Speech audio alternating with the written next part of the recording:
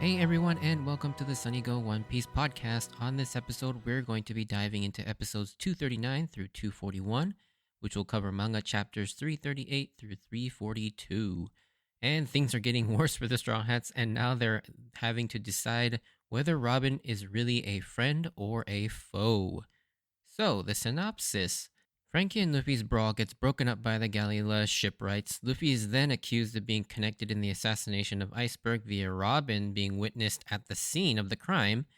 They do eventually escape, but the Straw Hats now have to find Robin and figure out what is going on. Alright, so differences. Most of these are pretty minor, and again, they're mostly just scene shuffling, but there is one added scene where we get to see in the anime Kokoro and Chimney and Gombe getting off the sea train, which was not in the manga. However, the mask lady joke was in the manga, but it's shown much later on and sort of completely separate from Kokoro getting off the train. And then in the manga, the scene where Sanji and Chopper warn Usopp about the Aqua Laguna happens earlier, in between the fight between Luffy, Frankie, and the Galila shipwrights. Whereas in the anime, the scene happens just after Luffy and Nami have already escaped the number one dock area. Next in the anime, we see a scene of Zoro having actually caught up to Nami and Luffy as they're being chased. And in the manga, when we see them next, they're already under the bridge, so we never actually get to see how they got there in the manga, but we do get to see a little bit of what happens prior to them hiding under the bridge. Then the scene with Usopp buying the supplies to fix the Mary is moved up before the scene where the Straw Hats actually discuss what to do next. In the manga, those two scenes are actually reversed. And again, I don't think there's really much more to these changes other than for pacing and flow of the episode so that they break at the right moments so that they leave on specific cliffhangers so that they flow better. Okay, so let's get into my thoughts on these episodes. So, this is the first time we actually get an opening scene or a cold open before the opening theme. Most of the time, it's kind of an excuse for Toei to pad out more time to repeat scenes, so they have to include less new content in each episode. But sometimes it does show a bit of new footage at the very beginning, but it's usually pretty minimal and it's like the last couple minutes of it. And so, yeah, we get these sort of opening moments before the actual theme song comes on.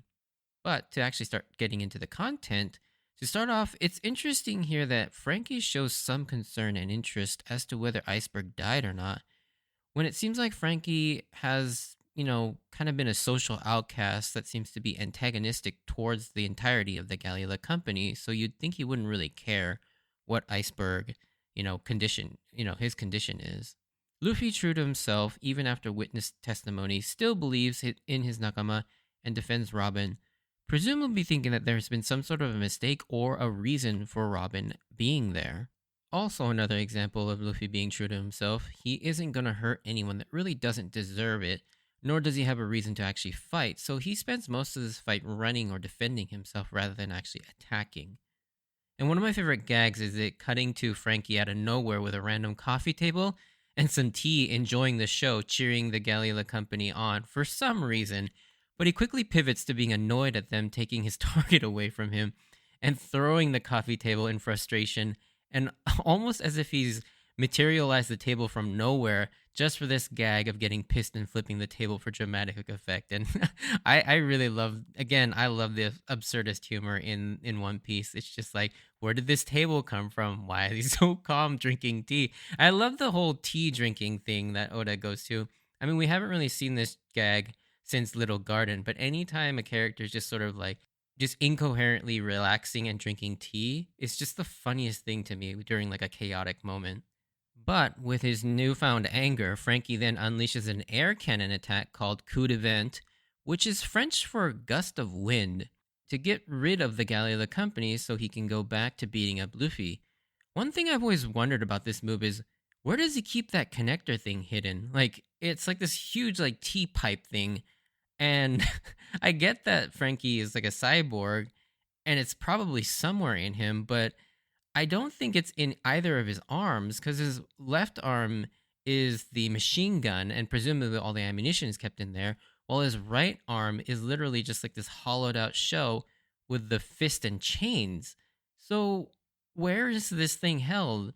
And again, later on, we'll see what's actually inside of his stomach, and it's definitely not kept in there. So, like, where does he get this thing from? But anyways, that's just like a weird, in universe question that has nothing to do with anything that I always like to think about. However, the chaos as a result of this gives Luffy a chance to grab Nami and escape to regroup. We get a really fun and cute scene with Sanji and Chopper trying to get across to Usopp by faking a conversation about the Aqua Laguna to warn him. And I love how they stand there to make sure Usopp heard their message. And as soon as they hear the noise inside, they book it out of there. And this scene is pretty funny and really sweet on their parts. We then see the aftermath of Frankie's destruction. And another thing we learn about Frankie is how he does seem to run on fuel.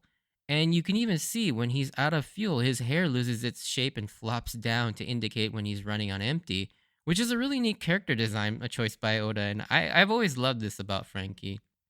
Luffy and Nami find Iceberg's house and just bursts in there, even after Nami tells Luffy they need to figure out which room Iceberg is actually in, and they need to go in quietly. However, in a shocking turn of events, Iceberg actually has Khalifa find and show Luffy where Iceberg is so they can talk privately. Iceberg then corners Luffy into letting him speak to Robin again.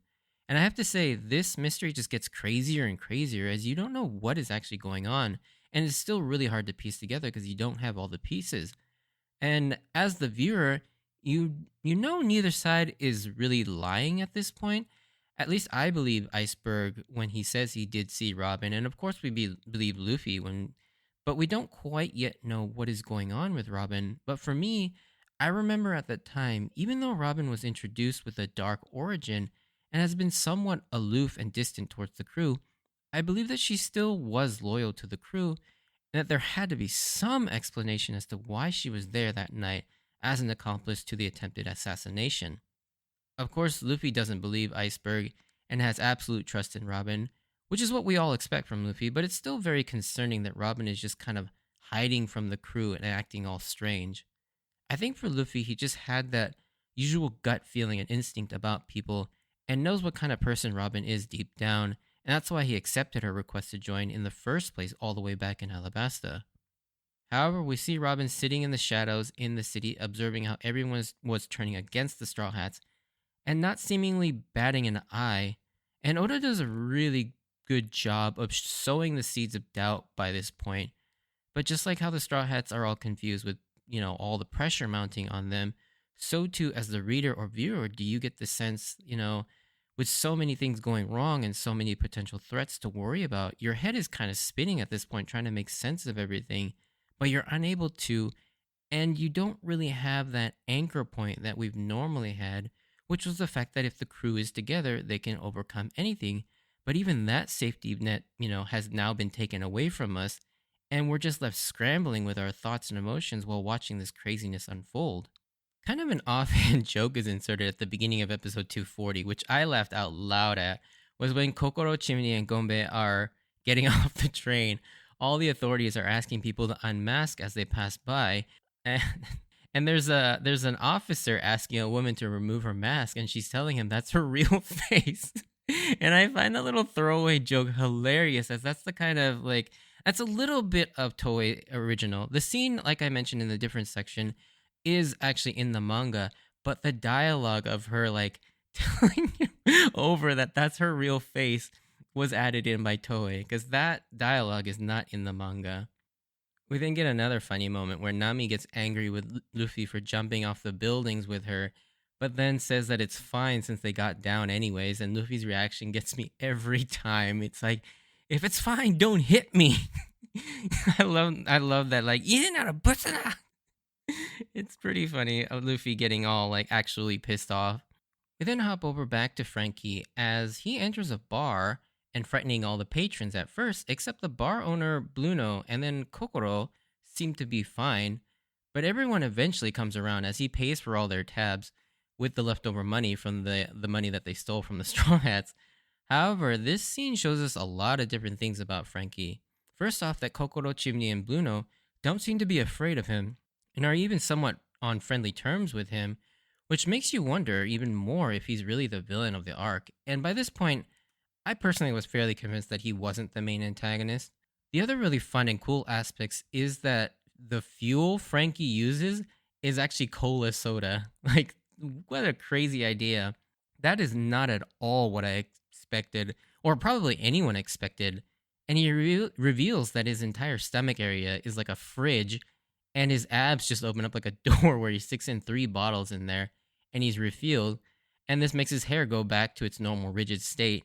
And we also get the first of his trademark super. And the funny thing is, he still drinks cola normally too, like not as a fuel, but as a refreshment. It's it's really weird. But then again, that's Oda for you. And at this point, you begin to realize what a gold mine of like comedy Frankie could be. Like his entire body is just so weird. And not to spoil too much, but yeah, there's a lot more like crazy shit that Frankie's body can do. We then get a very interesting conversation between Kokoro and Frankie as they talk about Iceberg's assassination attempt. Kokoro then drops some very, very intriguing knowledge on us as she tells Frankie that she doesn't believe one bit that the Straw Hats were the assassins, and instead, this is only our second mention of this mysterious CP9 organization, as she insinuates that it has something closely tied to the world government, which makes the CP9 sort of like a black ops team the government uses for covert missions. She really sets these guys up to be a scary threat, and now we start to get a sense of who the true villains of this arc are going to be, and it's no doubt this CP9 organization. Then we finally get to see them have a meeting with Robin, while they're mostly shrouded in the shadows, so we don't quite get to see their faces yet, but it really does seem like Robin is working with them now to get whatever it is from Iceberg, as he is the only surviving apprentice of a guy named Tom. Presumably, the Puffing Tom is named after this guy, but we don't really know much more about that. Getting back to Sanji and Chopper, while still searching, Chopper catches Robin's scent and finally catches up to her, but she shocks us and says that she has no intention to return. And she says she's sorry for pinning the crimes on them, but she confirms herself that it was her at Iceberg's house that night. Then she starts saying all these things we can't believe we're hearing. All the dark parts of her past are starting to catch up, and Aokiji's ominous words about how she'll become too much for them to handle is starting to come to pass. However, there is one moment that kind of gives you a shred of hope, because it really does stand out. How she says it was a short time together, but thank you for being kind to a person like me. And to me, if she truly didn't care and wanted to just take advantage of the Straw Hats and use them to survive, why would she say something like that? Especially after all those signs up till now that she was finally starting to really find her place with the crew and enjoying herself with them. Something just doesn't add up. With that, Robin says her goodbyes and begins to retreat into the shadows. And unable to reach her because of the water canal, Sanji runs into the water to go after her, but he's unable to catch up to her. This definitely hurts because it really seems like Robin is intent on leaving the Straw Hats, whether it's willfully or unwillingly. Although I think we all know that there will be some way that she comes back, but as of now, the crew is in such a compromised state for the first time in the series. The Straw Hats actually feel vulnerable, and it is a really unsettling feeling with 2 members now missing. They have no ship, everyone's just scattered, and yeah, you just really get this sense of they're just not cohesive anymore, and they are really vulnerable for the first time. After Chopper reunites and finds the other 3 while Sanji goes off and does his own thing, like always, we get a really touching scene, in my opinion, of Usopp pleading with one of the hardware store owners to sell him supplies to fix the Mary. And this scene, for some reason, always gets me a little emotional, as Usopp is clearly desperate and the shop is closing up in preparation for the Aqua Laguna. So he doesn't want to go through the hassle of selling stuff to Usopp, but eventually sees how desperate Usopp is and decides to help him out. This scene gets me for 2 reasons. One, it's sad but also inspirational how devoted Usopp is to the Mary and how determined he is to fix her up. And clearly he is still struggling from his injuries from both the fight with the Frankie family as well as with Luffy. But 2, it's the kindness the shop owner shows Usopp by sensing there's something more going on with this guy and decides to offer him some rice balls because he knows he's hungry. And he didn't have to do this at all, but he saw someone who was going through a rough time and decided to help him. And I love seeing that kind of like emotional intelligence and willingness to help. It's something you wish you could see more in real life, and something that I hope to emulate myself in real life. We finally get back to Luffy and company as Chopper informs them of what happened with Robin, and of course Luffy is forceful in his reaction. But I love this whole interaction as we see the original three Straw Hats showcasing their strengths and personalities to decide on how they're going to approach their next moves. I know I sound like a broken record at this point, but Zoro and Nami being the counsel to Luffy is great, and I love it whenever it happens. Zoro explains the tactical side of what they need to consider when approaching the situation with Robin, while Nami talks about the more practical and logistical side of things with Luffy, ultimately being the one to make the final call as to what they do next with the information that they both provide him. I particularly love Zoro's line about how, in his mind, he hasn't really decided one way or the other when it comes to Robin's allegiance, as if he mentions if he leans one way or the other, and if it turns out to be the opposite, his reactions will be compromised. And like, what an amazing outlook. Like, seriously, I love that philosophy, and it's a good philosophy to live by in real life too. Basically, be prepared for whatever outcome may be so that you're not caught off balance if it doesn't go the way you had thought. And I absolutely love that. And it's just, yeah, it's so true. Like, if you commit yourself to just one outcome, then yeah, if things don't go your way, you may be caught like off balance and just unprepared to deal with the opposite reaction. And yeah, I think that's a really good like lesson to live by in real life. This also brings it full circle as that initial apprehension that Zoro had all the way back when Robin joined the crew nearly 100 episodes before kind of comes back to like, this is the moment we have to decide, is she a friend or foe? With that, though, Luffy is still unconvinced that Robin has truly betrayed them and is willing to risk having the assassination of Iceberg pinned on them if it means that they can capture Robin and ask her directly what is going on. With that, they decide to go to the Galila company one more time to try and catch Robin. Back with Frankie, he realizes he's still super pissed with Luffy and goes out to look for them. The Frankie family catch up with him and lets him know that Usopp is still with the Mary, so now, believing that he's still part of their crew, decides to capture Usopp and the Mary, which is bad news because who knows what they're going to do to Usopp once they have him again, especially after what they did to the Frankie house. One thing I find hilarious about this scene, though, is it's a testament to Oda's sense of humor and attention to detail, both at the same time, is that Mozu and Kiwi have to walk sideways because of their flat, square hairstyles that make them prone to get blown over by the high winds from the impending Aqua Laguna.